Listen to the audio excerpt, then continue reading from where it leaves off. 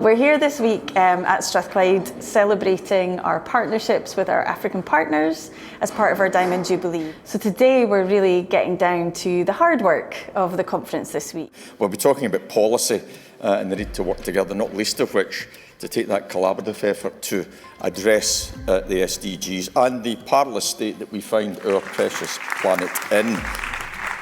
How can academic institutes catalyze the changes we urgently need to see?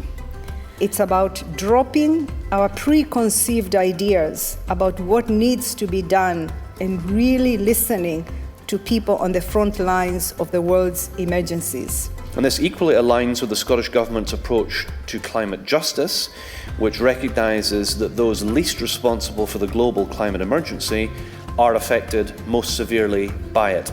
Education has been at the heart of the friendship between Malawi and Scotland for more than 150 years. Malawi values the historic relations with Scotland and our long-standing partnership with Strathclyde University.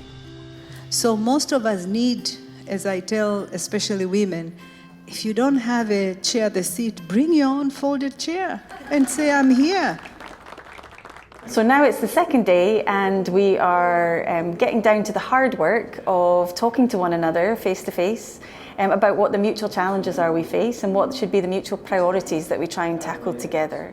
We talked about a lot of different things in the session. We talked about policies, we talked about networks, collaboration. The key thing we focused on is obviously there's a need to address these challenges, but in order for us to do that, we need data. Brought us on to the topic of kind of local energy systems and community energy systems. We talked a wee bit about collaboration so that we understand needs of communities.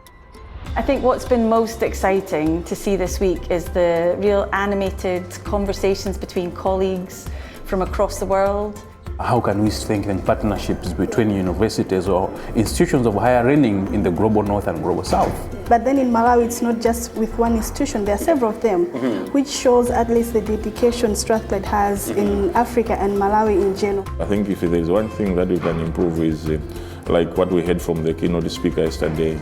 If there is no chair on the table, why not you bring your own chair and be at the center of the discussion? How was your experience today, especially coming across all academics from different countries of Africa and also investors and policy makers? I have not seen a collection of people from Africa drawing a trajectory of where we want Africa to go that is as big and as focused and as interactive as I have seen this week.